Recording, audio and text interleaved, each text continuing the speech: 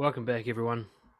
So, look, one of the biggest problems I see in the self development space is people essentially leaping ahead and trying to solve problems that they don't need to be solving yet because they got much more pressing concerns that need to be solved first. You see, life works in a kind of linear fashion. If you're familiar with, say, the Maslow's hierarchy of needs, there's certain things that need to be achieved before other things can. You need to get your health and safety sorted before you worry about your social life, and so on. So I'm going to put together this quick video that's going to ask you a series of questions. And if your answer to any of these questions is no, then that's the next problem you need to work on. And you don't need to worry about anything that comes after it until this problem is solved, or at least being sort of functionally maintained well enough for you to move on.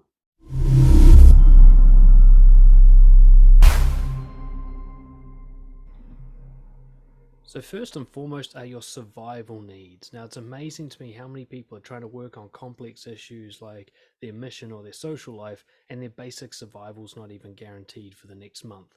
So make sure you have these needs met before you even bother to tackle anything more complex. Question 1, are your basic survival needs being met? So you've got a roof over your head guaranteed for at least the next month or so. You've got enough money for rent or mortgage payments. You've got backup accommodation options if something happens. You've got heating and clothing and fresh water and food. Like, you're not going to die in the next month or be in some serious survival mode in the next month. If your answer to that is yes, then you can move on. Next one, now this is where a lot of people actually trip up and they're not doing this step for most of their life. Are you eating nutritious food? One way to look at it is the 80-20 rule. About 80% of what you eat should be healthy for you to be a healthy person. Now, most people are not meeting this, and yet they're wondering why they're stressed out at work or why they can't find a partner. They're not even taking care of the basic machine that's going to get all those jobs done. So are 4 out of your 5 meals healthy, right? Low in saturated fat, low in salt, low in sugar, high in nutritious vitamins and so on, proteins, fiber. Are you eating good whole foods most of the time? Because if not, stop here. Next question. Now, this one's a difficult one, but are you getting enough sleep? Now, enough is a subjective term. There's the old cliche that you need 8 hours a night, but that's not quite true. It depends on who you are. Some people don't. I personally don't need much more than 5. But you'll know you're not getting enough because you're tired.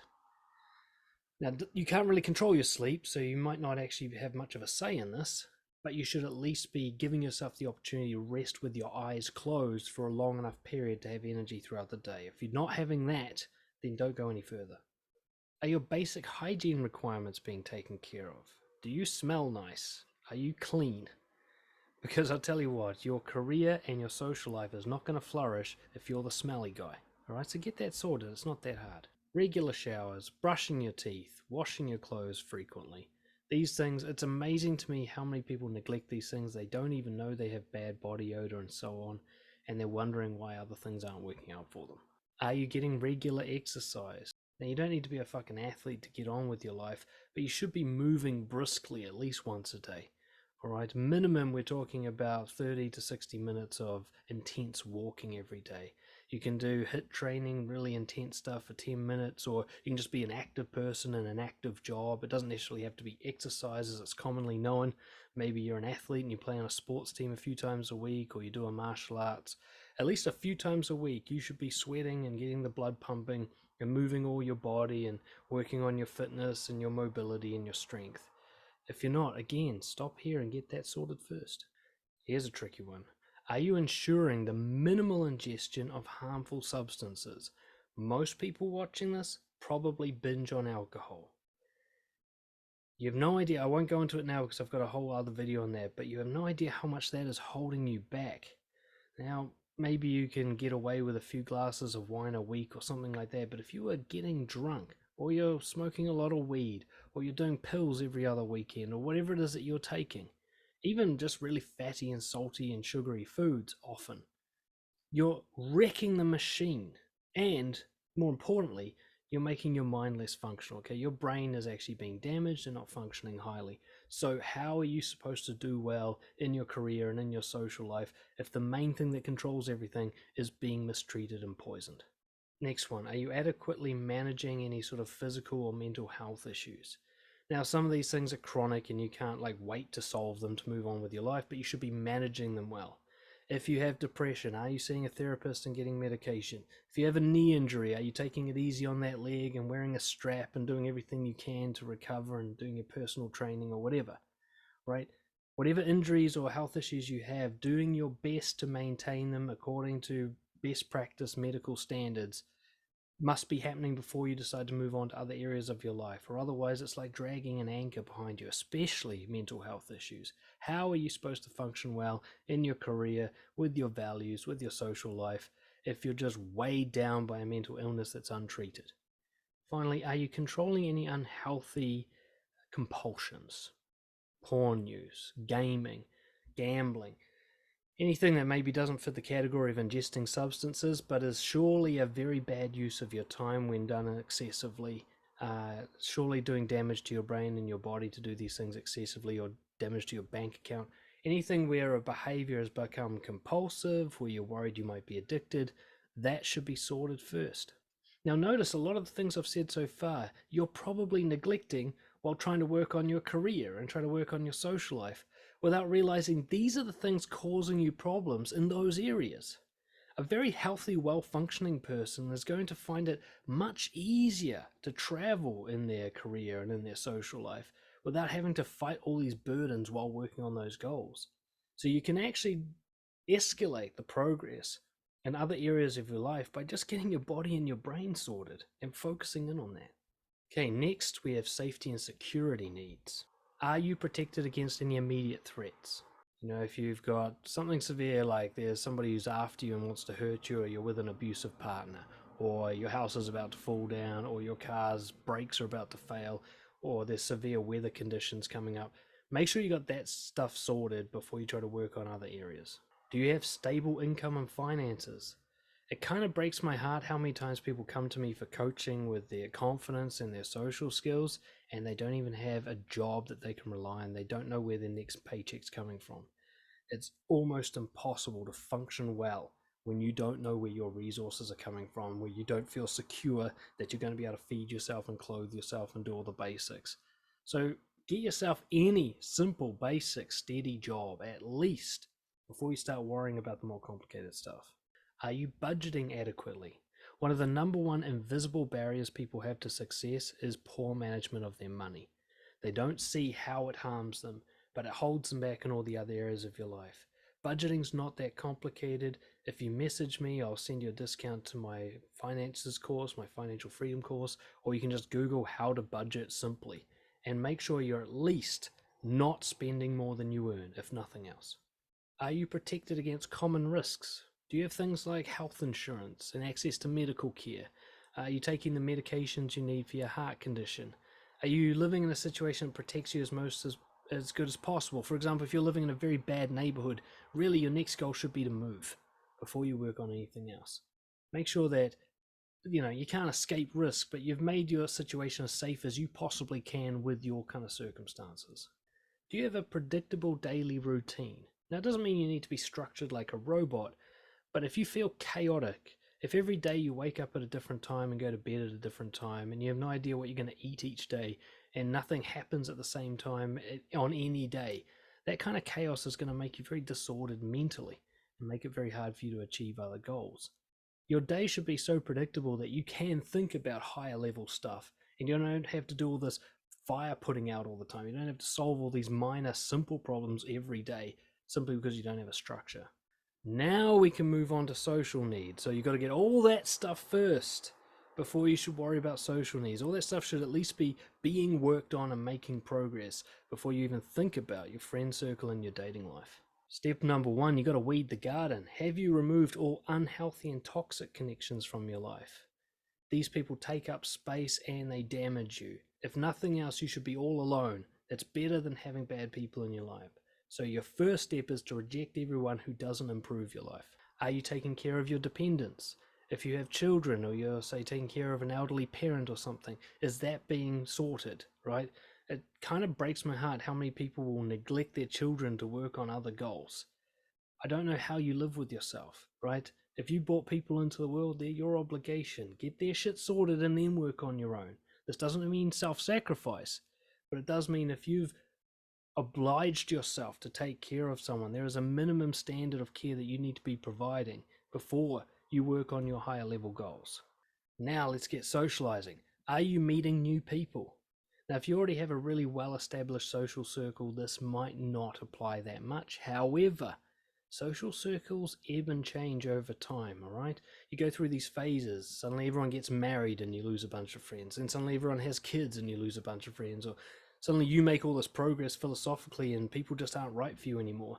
So you should be constantly, at least on a very low level, bringing new people into your life, going to hobbies and events and meeting new people, just to make sure that you have the ability to make new friends, which will make you feel socially abundant for the rest of your life. If you know that you can always find new people, you don't get so needy and worried about keeping the ones you have.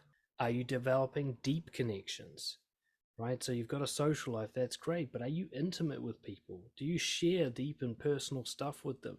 Are you open and honest and this is reciprocated? Do you feel respected? Do you feel like you can trust the people in your life? Whatever connections you have, you need to get them to a deep level or find new people that you can create that deep level with before worrying about more complicated stuff. And then you can think about, do I have a satisfying sex life? Do I have a satisfying romantic life? Many of my clients try to find a partner and get into dating and they can't even make guy friends. So no, get good at making friends, deep personal connections with humans you're not attracted to first, and then developing sexual relationships will be a breeze. If you jump that step and you try to focus on sexual relationships, you're just going to be very needy and kind of creepy, because no girl's going to want to be with a guy who doesn't have any mates. It's just bizarre. No healthy girl, I should say.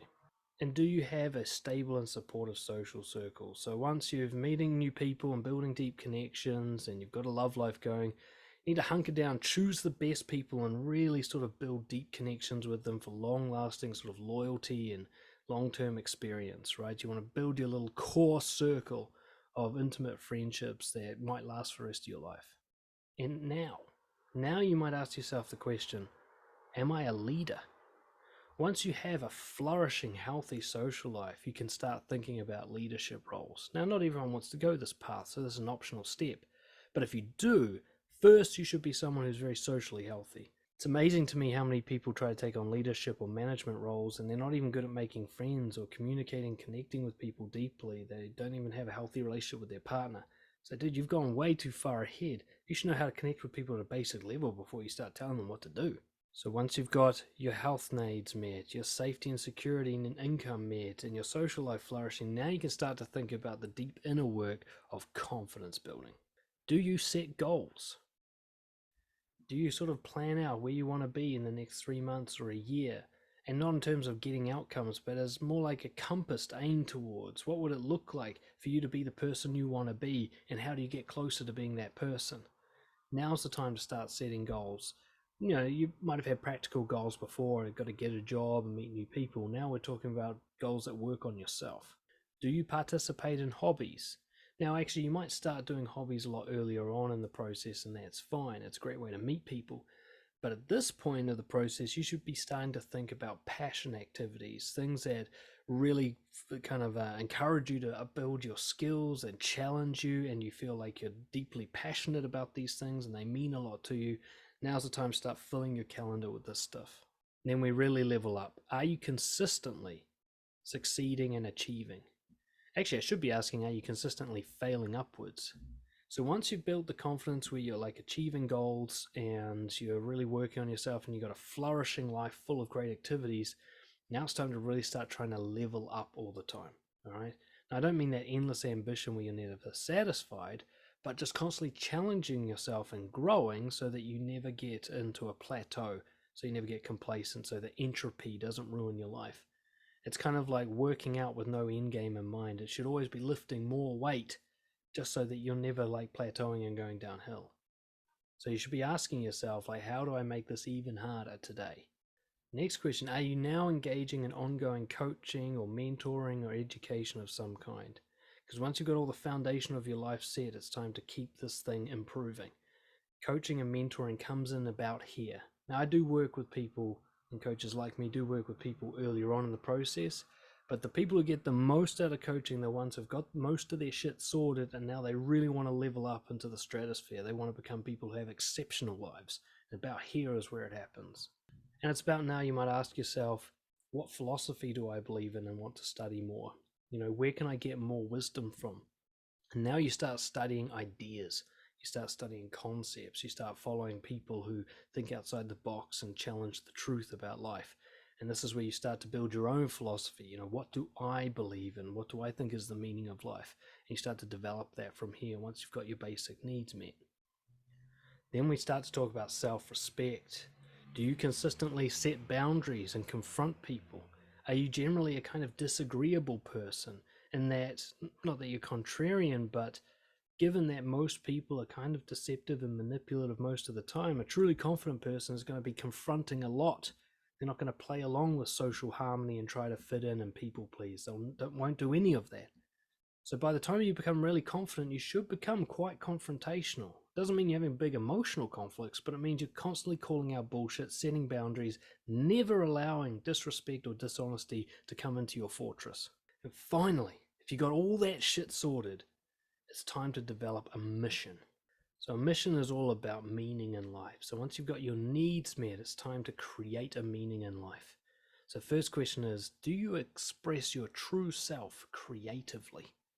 Now this might be artistic in some form. It could be engineering and building and trades. In some way, are you showing who you are through what you do?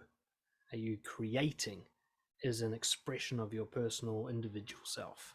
Next question, do you know intimately your core values? What do you stand for? What do you stand against? What do you wish all people were? What do you wish none of them were? Essentially, you're asking the question, what does integrity mean for you personally? And the next natural question is, are you consistently living by these core values? I'd say 70 to 80% is about reasonable before you can move on from this step. So you should know your core values, you should be measuring your behavior accurately and being able to say, look, most of the time I live with integrity, I am a role model to others. The next step is, do you practice essentialism and minimalism? In other words, do you cut out everything in your life that isn't truly valuable? I don't mean a little bit, I mean you're left with only like 10% of wonderful things, people, activities, stuff. You cut out anything that isn't truly valuable. You're willing to let go of anything that does not serve in a massive way. So even neutral stuff gets cut. Even if you have an okay friend, you stop seeing them. You only hang out with the best people. You only do the most valuable activities. You only eat the most nutritious food. This is where you get really high standards. And you might think I've left this one quite late, but do you have a highly satisfying vocation? Well, I think throughout this whole process we've been talking about you should be developing your career. It's about the point where you're really confident that you start to ask yourself, what should I really be doing for a living? Because it's at this point in time that you can answer that question safely and effectively. Most time when people ask what should I do for a job, it's their financial insecurity that answers the question. Once you've overcome your insecurities, or most of them, or know how to manage them, you can start asking yourself, what should I really be doing with my time? And you're going to have the bold answers, the ones that you were too scared to go for before. Now's the time to go for it. Almost at the end now, do you consistently express yourself honestly and shamelessly? Are you in that top 1% of people who are honest? Are you radically honest, where nothing about yourself is hidden, none of your intentions are hidden, there's no manipulation left, you don't give a fuck what people think about you. You'll show your weaknesses and your weirdness and everything all the time to anybody because fuck them, you like you and that's all that matters. Finally, are you engaged in a powerful mission? So once you're fully living by your values and shameless and you've got this wonderful life, it's time to have an impact on the world. Now you can start thinking about what you want to do that will have a lasting and sustaining impact and leave a legacy. And this should not even be considered until you're a really confident person. I mean, you can build up to it. Certainly your career will be a huge part of that, maybe your social life too.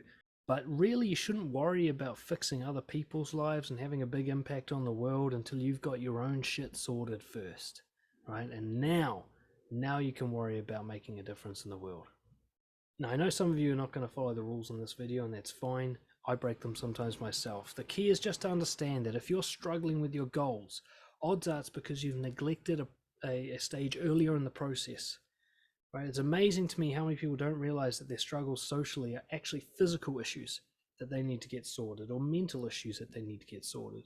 You know, the reason that they can't create their entrepreneurship dream is because they haven't even figured out who the fuck they are yet. So this is just a waste of time. All right, it's better off to just work at McDonald's for a cheap living and give yourself time to think about who you are. So I suggest if you're struggling in life, go through the checklist I just made, and as soon as you hit a no to one of those questions, stop there and fix that problem until it's a yes, and then move on. And you'll find that this is not only easier, but it'll help you make sure that you're focused on what needs to be done next rather than what should be done 10 steps ahead. Of course, if you do want coaching and support with moving through the spectrum, get in touch, dan@brojo.org. I'll see you next time.